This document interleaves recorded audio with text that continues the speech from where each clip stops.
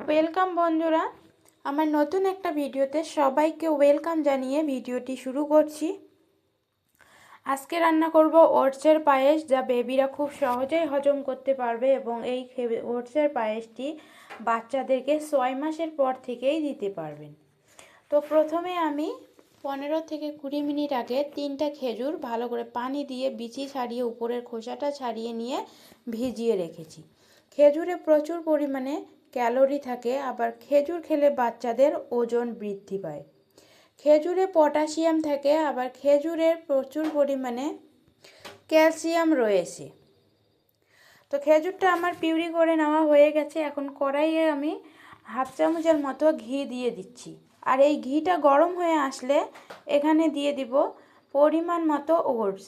আমার বেবি যতটুকু ওটস খাবে আমি ততটুকু ওটস নিয়েছি। তোমাদের বেবির পরিমাণে তোমরা ওটসটা বাড়িয়ে বা কমিয়ে নিতে পারো। হালকা আছে 1 থেকে 1.5 মিনিটের মতো ওটসটাকে আমি ভেজে নেব। এবার ওটসটা সেদ্ধ হওয়ার জন্য পরিমাণ মতো পানি দিয়ে নেব।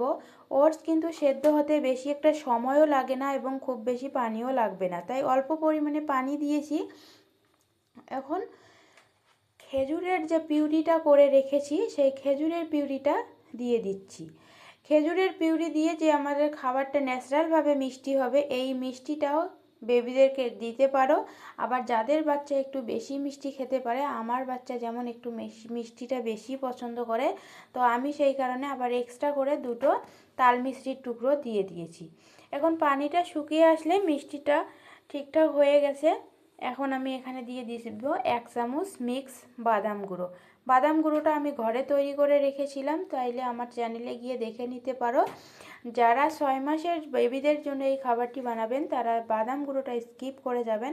আমার মেয়ে যেহেতু 1 বছরের ঊর্ধ্বে, তাই আমি বাদাম গুঁড়ো দিয়ে খাবারটা খাইয়ে দিব।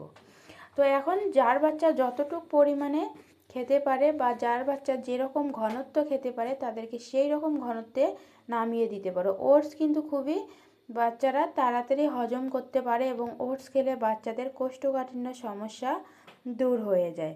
তাই এখানে আমি ওটসের পায়েসটা খুব সহজভাবে বানিয়েছি। বাচ্চাদের এরকম নিত্য নতুন ভিডিও এবং সহজ সরল ভিডিও পাওয়ার জন্য আমার চ্যানেলটি সাবস্ক্রাইব করে বন্ধু হয়ে পাশে থাকবেন। ধন্যবাদ পুরো ভিডিওটা